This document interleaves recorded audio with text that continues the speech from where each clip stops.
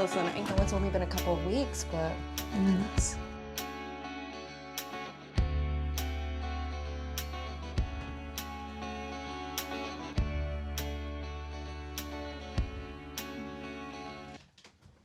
You have perfect tits, by the way. Kiss me beneath the milky twilight, lead me out on the moonlit floor. Lift your open hand. Thank you both. You guys won. I want to say you guys were February. Is that correct? That's right. Yeah. So you're our first open mic short night winners, because in January we didn't run the competition. So our first competition was February. The theme was, I think, love, romance, Valentine's Day. And you both created, along with everybody who worked on this, a very hilarious short, which the audience is going to see at the end of this interview, Playdate. And I'm always a sucker for puppets. I don't know if that's, I was born in 1977 and I'm definitely of the Sesame Street generation, but anything with puppets, I'm like in.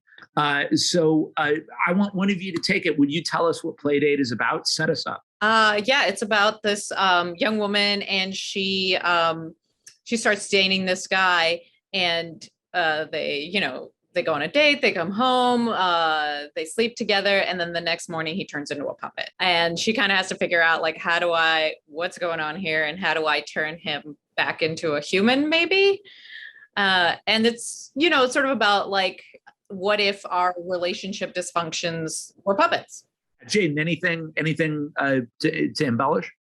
Yeah, I think like Mashka explained it perfectly. I think in a nutshell, this movie is about like taking like the idea of like being a commitment phobe and like, okay, what if that manifested itself in like the most visual goofy way possible, like puppets? Like what if you could tell that story of I think like this is so funny because when I was writing this short, I really wanted to like find a way to do like an adult puppet show that was like that like adults can relate to, and it didn't feel like it was for children. And I was like, oh, it's like really fun to like play with the expectation of like people love puppets, right? But like no one really wants to have sex with one, right? And so, I mean, like maybe the right puppet, right?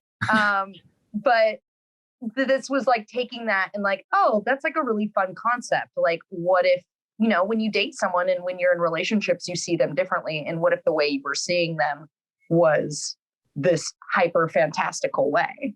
I'm just going to shower you both with praise. But I think in any art form, it's always really hard to actually be simple in the sense that you immediately get the metaphor or you immediately get the conceit, and it doesn't seem too gimmicky or whatever. And I thought that your device of that moment when someone becomes a puppet, I think anybody who's been in relationships, I would wager knew exactly what you were talking about, which was that moment where it's not so much about the consummation, it's about everything after the consummation, which is, are we going to now make this long-term and try to make it work, which is a totally different thing than the excitement of the first few dates.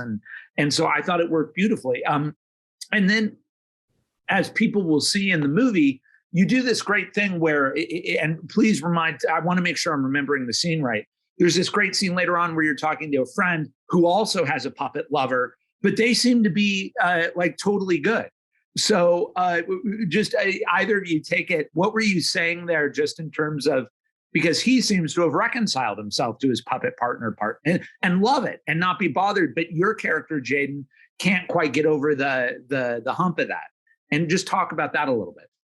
I think you like nailed it on the head. I think like a lot of like romantic comedies end with the consummation, as you put it, right? Like that's the crescendo of your piece is like, will they, won't they? This is the story of after they do. Yeah. Yeah, which is kind of fun. It's the aftermath of that, which I think you picked up on immediately. And to talk about the second thing about that scene with Dale and his puppet lover, I think the movie opens up with like this expectation of like, oh, okay, it's a romantic comedy. Oh, but it's got now there's this puppet here, and it sort of feels like a what is this world? Like now I'm questioning it. And I think that scene with Dale now answers that question of like, she lives in a puppet world. Like this world has other puppets in it. And it isn't just like the singular puppet. They exist. People have cooperative relationships with puppet partners. And so you get to see that it's like in this world of like puppets where cakes fly out magically, she is the weird thing. Like she is the odd thing in this crazy world by being so hyper normal and like unfun, right? Like she's kind of unfun in this moment, in my opinion. Oh, well then, if you take the metaphor further, it, like I've had the experience where like I'm seeing other people be in relationships and I'm like, well, how do they make it work? And I'm not able to make this work, So I think that's also part of it. Is like she sees them and they're like, oh, well, he's got a puppet boyfriend and so he's fine with it. And why, what's wrong with me? What's so funny, I think, in romantic relationships or love relationships, is what you guys are talking about, is because it's like a spectrum. And you see some couples and it just looks awful. And you're like, oh. And then, as you said, some people never are in relationships. Then some people seem to make it work, but neither side seems super happy. And then some relationships, they seem both super happy. And it is that thing as you go through life of you only know you and how you interact in relationships. And you do kind of marvel at all the other ones. And I thought you guys captured that as well. So another compliment. Now, Mashka, would you and Jaden talk about what you each did on the movie and how the collaboration worked? Sure. So I directed it and Jaden wrote it and starred in it. And we both kind of worked on producing it, right? Yeah.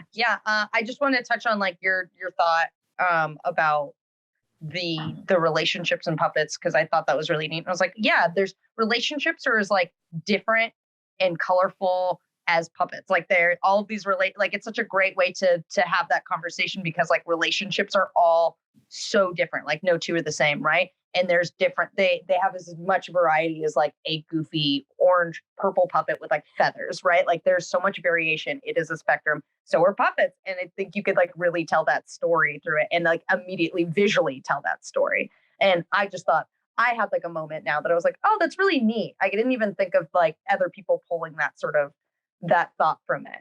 And to circle back to what our roles were, Mashka directed this. I wrote it last summer when I was going through, I dated a few puppets in my time, I'll call them. And like, this was like a way for me to like work out those angst. And then like, I shared it with a few friends. I shared it with Mashka, and we were all like, we want to make this happen. Like, we want to see this into fruition. Like, we love this. This is such a fun idea. Let's make it. And so the team, it was incredible. We had an incredible DP named Anthony. We had a camera assistant named Scott, Michaela. I just like want to throw out as many names as I can. Our art director was so incredible. Her name was Maddie. Jan, who is a really good, and like most of these people who are like coming to do this did it completely just because they were like, we believe in this story. We love this, totally just as favors. And we did this for relatively no money and shot it all in my apartment and made it look like a bunch of other, like one apartment that we turned into like two other apartments.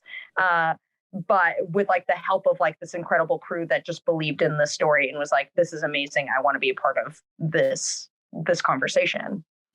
Yeah, and our puppeteer, Ross Waco, was incredible. He made the pink puppet. And he just like immediately, like when he picks up a puppet, he just makes it come to life. Like, and you can't look at anything else but the puppet. Like it's incredible. I will say it was really hard acting next to a puppet because you just want to laugh. Like all you're thinking about is like watching it mash crackers into its mouth. And I didn't realize how hard it would be to sit and watch that. It does dawn on you as a filmmaker. You're like, these actors are dealing with 10 puppets around them and selling that that Sesame Street exists. They're not winking to the camera at all. And I imagine there's a moment where you have to just accept that and just be like, yeah, a puppet, and I respect this puppet, and I'm going to engage with this puppet. Because they're so real when they act. Yeah, and I think for Playdate too was like what was really interesting was like watching a puppet do like a very unpuppety thing. Like it was a puppet and it did puppet things, but it was also just like, he was like, you have great tits, by the way. Like do like a thing that like puppets should never do. Made it just that much more fun to like be around and watch. And it was so hard to like, okay, they're puppets, but they work at the bank, right? Like this is, it just adds this extra layer of comedy, I think, that I didn't know was possible. The sexual lies of puppets. We've totally denied puppets their sexuality for 70 years. We asked questions where like, should it have nipples?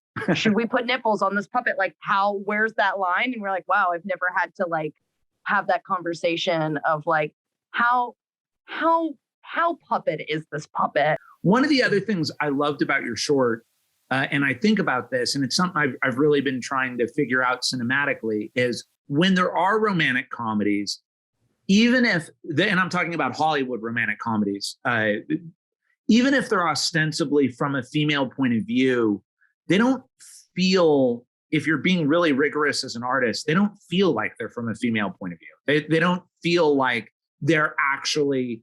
And again, as a man, I wouldn't know. And the thing I love about movies is they can often put you in a point of view that you don't have, or in a headspace, or maybe make you a little more empathetic, or go, oh, I didn't think that's how my girlfriends at the time or other women in my life, that's what they're through. But now that makes sense because I was just seeing it from my point of view. And I thought that Playdate was it was beautiful and universal in that I could relate to it. But it also felt very much grounded in a true female point of view of men being on the other side of it. And I'm just wondering, do you guys have conversations about that, or what do you think about that? Or? Well, I think, the reason that a lot of these Hollywood movies don't seem like they're from a female perspective is because they're written by men or directed by men. And even if they're not, the executives who greenlit them were likely men, and they were involved in the process of like, oh, should we make this film and what should it be about, and how are people gonna how do we want to put it out into the world? And so the great part about making these little indie projects is that it's just us, and so it's just me and Jaden, and so it's really completely from her perspective. Having like trouble dating is like a universal concept that everyone deals with, right? But I think what was really interesting about this was that, like, I think you see in movies, even in films where we're like, we have this, like, it's going to be from a female perspective. It's like, sometimes there's like this overcorrection that happens where like they're infallible. And like this character is very fallible. She's incredibly flawed, like a normal person. And I think that was what's really fun. It was like, oh, this is a female lead, but she isn't just like this manic pixie dream girl who's just like, oh, I'm just sort of like the embodiment of like, I don't know, woman, if you like put it into like one of those like CGI generators where it's like, what comes out? Like she sleeps with this man, he turns into a puppet. She's like mean to him. She has like a moment where she's very mean to him. And then when he becomes this, like the thing that she wants again, he throws herself back into this like toxic relationship based on like, it like ends, the short ends in sort of like this sort of like the toxic cycle continues kind of question mark, which is like, it doesn't really have a happy ending. It's funny and it feels complete. And you're like, you get to feel something at the end, but it really does open the story to like, oh, how do they solve this? Which I think is really interesting. You just hit on something that I think about a lot, which is that overcorrection, which I always feel that when filmmakers try to make movies from other perspectives or about other perspectives or other life experiences, the big mistake they make is somehow it's almost, and I don't know how to explain it, I wish I had better words for it, but it's almost equally insulting because they're not making the connection that what you do is give people their full humanity, and we're all very flawed. And everyone's just trying to figure it out. And that's the respect is, oh, this is a fully fleshed out human. And it is interesting. You know, I grew up in the era of that manic pixie girl movies, you know, and I had to have women point out to me, you know, that's not it's not a real woman. Like That's that person doesn't exist. Yeah, Yeah, like, you know, this is completely masturbatory, and like that person doesn't exist. There's that one, and another one that I love is the sexy born yesterday, like from The Fifth Element. Yeah. Lou. Yeah, just sort of like this, like, listen, I'm a hot badass, but I was literally born yesterday. And I don't know, you think of even like, I think about the movie Aladdin, where Jasmine, who is a princess who has, you know, is part of royalty, goes to the bazaar and she takes an apple, and the man, you know, he goes, now you have to pay. You stole this. And she goes, pay? And I'm like, wait a minute. This woman has never, like, maybe she's never touched money. Maybe she's never seen it, but she doesn't understand the concept of paying. Like that, it's like very subtle, and things like that happen all the time. And I think Mashka really put it on my plate and like gave me this meal, was like, you know what? This is a silly story about puppets, and they say boobs, and we make HPV jokes. Like, it's a very silly movie. But when you like peel back the layers, you go like, oh, these movies are important because most stories are still about brooding men. And so even though it feels silly and goofy and has puppets, it's like, oh, this story is just as important as those ones. Are there movies, because now you're talking about some of these tropes and cliches, and are there some movies you guys have seen that you feel do it right? I learned recently that Jurassic Park passes the Bechdel test because all of the dinosaurs are women. So I think they got it right, I guess. Like, you know what I mean? I think some like classic films, I think like 9 to 5 kills me. Like, I love it. It's like, listen, they kidnapped their boss. They're bad guys, right? They've broken the law, but they're fun and they're neat and they have goofy moments, and they deal with like a male dominated industry in a way that's like, because that's a conversation that's important to have. It's not necessarily fun and something you want to go pay money to see all the time, right? And so whenever I see movies that like tackle that subject in a way that's digestible, and you go, oh, that exists, but like here's this version where like you get to kind of be a superhero in these like mundane situations. I know everybody loves this movie already, but like Midsummer, I think I really like that movie because sort of in the beginning, like she's sort of almost portrayed in like what you would traditionally in a movie see as like, oh, she's so needy and this guy wants to get away from her. And, you know, his friends are like annoyed with her, but the whole time you're like, oh no, you guys are just assholes. Like she's dealing with something that is completely reasonable. Like the way she's acting is completely reasonable for the way that she's dealing with it. And everyone around her is just an asshole. And then everyone gets their comeuppance. And, you know, she gets to experience, even if it's like in this weird cult, this emotional support and release that none of the people around her, who are mostly men, like allowed her to have. So I think that one really takes her perspective into consideration in a way that I haven't seen in a lot of other movies. And I think that's why it was so popular and it really resonated with people. And it was directed by a man, but that just goes to show like these themes are universal and everyone can relate to them. I love Midsommar as well. I haven't seen the 2 Ari Aster movies. I'm a big fan of both. And I would just say, my take on the ending, I thought was devastating because I agree with everything you say. And I think that's one of the weird, even though the movie's really unsettling and perverse, I thought that was one of the fun joys of the movie, was seeing these guys and their perspectives revealed for what they were, which was narcissistic, shallow, misogynistic. But I thought the tragedy of the movie was she moved from being victimized by these guys to being victimized by another cult. And so what I saw at the end of the movie was like this poor character who I feel for like, I don't think that's a happy ending to me. I wouldn't want to be there. Oh yeah, no, absolutely not. And I think a good horror movie doesn't have a happy ending, you Yeah. know? But yeah, I totally agree with that. And that goes back to like, you know, sort of flawed characters. Yeah, like we can relate to her and she's like a real person, but she's flawed. She's either under the influence of one group or another. That was I thought that was the tragedy of the movie. Yeah. I was like, oh no. Yeah, absolutely. Agreed. We're in this weird moment of flux in movies and movie making, in my opinion. The old model pre TikTok and YouTube and streaming channels is gone, but whatever movies and cinema and the theatrical experience is going to be, it's still finding its way, in my opinion, outside of the big, huge tentpole movies. What are your thoughts on where we're at? What advice or thoughts or questions do you have about how to be part of cinema's comeback story?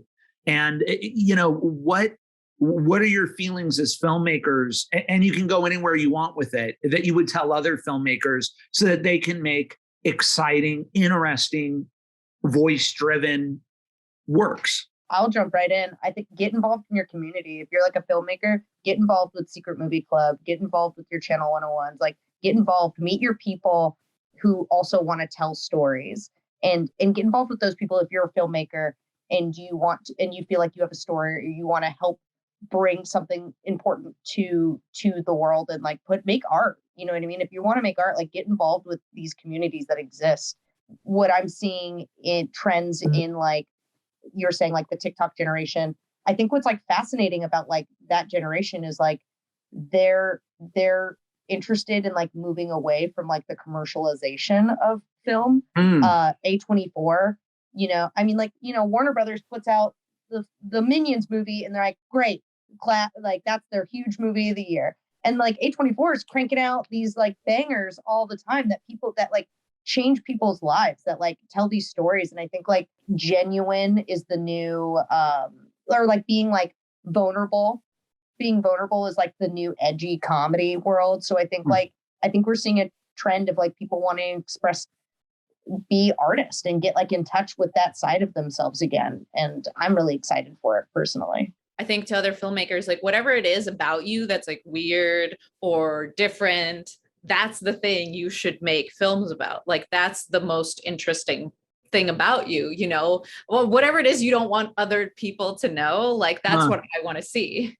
But it's that thing of you have to learn to make things your way, and actually not necessarily try to make other things. And that's a very risky thing to do, to say, I kind of want the camera to be here and I want to do this. And I sort of like exploring that. But it's not like this, or are people going to want to see it? Or it is a very risky but important thing to do. And it seems to be the lesson everyone has to learn, is trusting the inner thing in them that makes them make artistic decisions. It's a hard thing to get into. One of the reasons we had to put off this interview was I believe the movie has played some festivals, right? Yeah. So how was that it was at experience? Dances with Films. Congratulations. How was that? Oh my God, it was incredible. We met so many filmmakers. I watched so many different, really like unique and experimental films. Like it was awesome. It was so amazing to see like what things that I didn't even think were going to get a laugh. Like just small little things that you're like, oh my gosh, like this is amazing to see what resonates. Yeah, just seeing Jaden's face up on this huge screen at the Chinese theater on Hollywood Boulevard was amazing. I mean, you guys made a very hilarious movie. So are you and Jaden working on anything else right now? We actually started a production company. It's called Babes, a production company. So we're working on another episode of our web series called Y2K Babes, which stars me and Jaden, that we wrote and produced. So we did 2 episodes before the pandemic, and they screened at Channel 101 and got a really great response. And then now we decided to just do it again and make it even better. So we're doing post-production on that right now, and we're just like working on scripts, and we want to do more. We want to make a pilot. We want to make a Christmas movie. Yeah, we're doing lots of stuff. And so if people want to see Y2K Babes or your work, where can they go? They'll be on our social media. So I'm at Mashka Wolfe on Instagram, and Jaden is Jaden Lebel. Thank you guys so much for doing this interview. Thank you for submitting your movie. And, congratulations on making a really funny, successful movie and for letting Secret Movie Club screen it. Thank you. Oh, and just one more thing. You can watch Y2K Babes on the Created by Women YouTube channel. It's just called Created by Women, and the first 2 episodes are up there. There you go. So watch it. Look out for Mashka and Jaden's new work. And thank you guys. It was an honor. And now Secret Movie Club, you get to watch Playdate in its entirety, written and starring Jaden and directed by Mashka. Just so you know, our next open mic short night will be October of 2022. The theme is horror. It can be anything around that, but Halloween and scary. And our only rules are it needs to be under 10 minutes and it can't be intentionally mean in a non-artistic way to any group of people. But other than that, it can be X-rated, it can be G-rated, whatever. We're not there to gatekeep. We just want you to make great movies, and you submit them by sending us a link to community@secretmovieclub.com. And the due date for October will be October 15th. Awesome. We'll screen all the shorts and then let everybody know within a few days after the 15th. And there you go. So thank you, Mashka. Thank you, Jaden. Thank you so much. It was out in the ether. And there you go. Here we go. Playdate.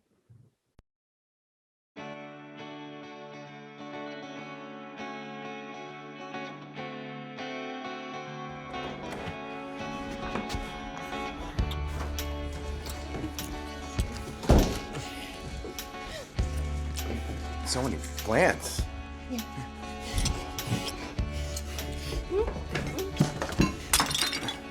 I'm so sorry. That's okay. I never liked that one.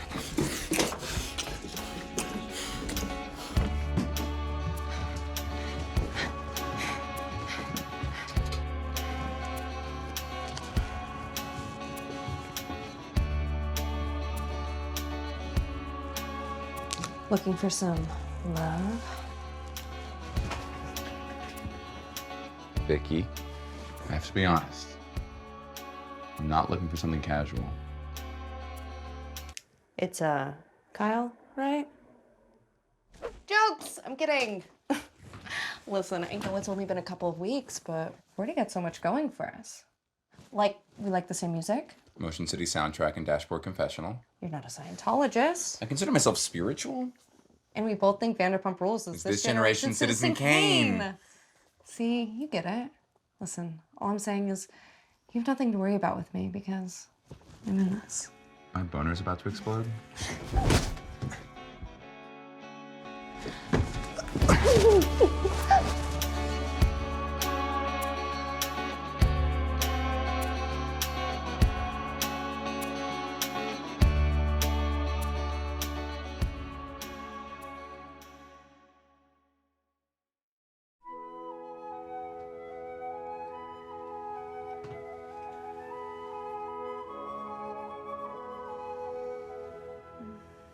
Good morning. God, you're even more beautiful during the day. Oh, shoot. I gotta get to work, but I'll text you right after.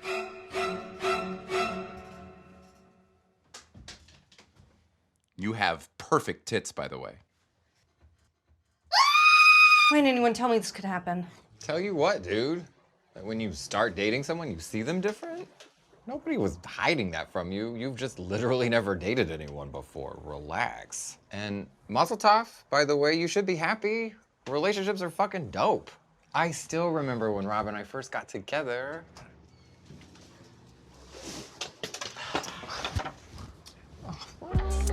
It's just moving kind of fast, maybe. I should call him and break things off before things get too serious. Vicky. Oh, but who will I have sex Vicky. with? The sex Vicky. is so Vicky. good. The best? Vicky! Yes. Listen, look, I'm gonna give it to you straight. Yes, relationships can be complicated, even scary. Like, take this birthday cake, for example. It's 10 a.m. Who wants birthday cake this early? Like, literally no one. It's bananas.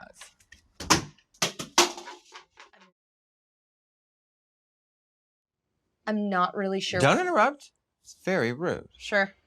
Anyway, at the end of the day, you have someone there for you. Your highs, your lows, celebrating you. And that's what birthday cake is all about. Rob, I just love you so much, honey.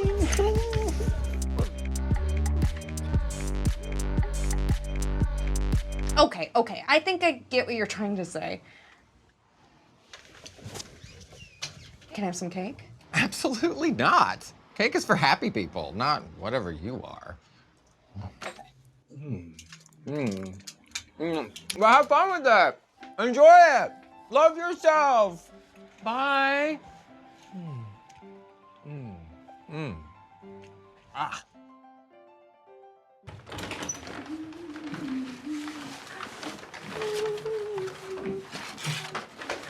Surprise! Jesus f***ing Christ.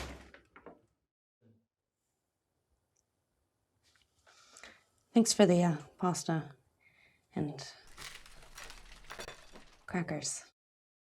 It's the least I can do for, my girlfriend. Would you like some dessert? I made a cake just for you. Relationships are complicated and scary. Someone to celebrate you. Vicky. You shouldn't feel weird about it. Lots of people have HPV. Vicky, is everything okay?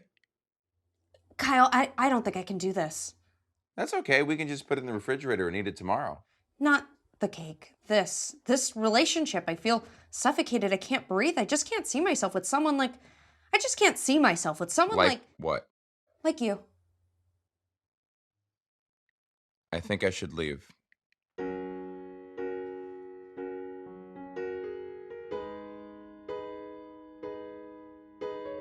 Kyle, wait.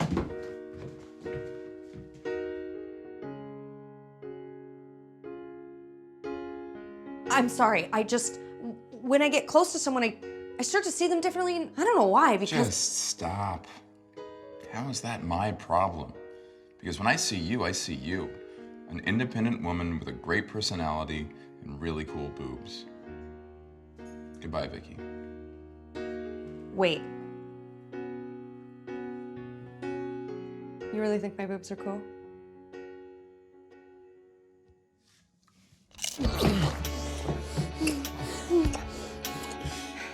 Bring the cake.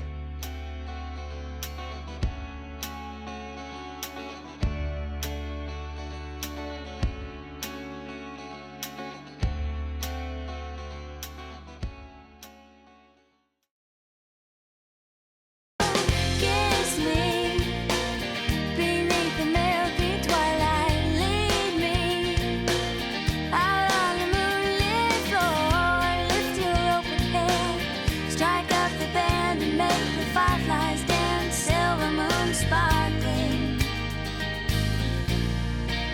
So kiss me.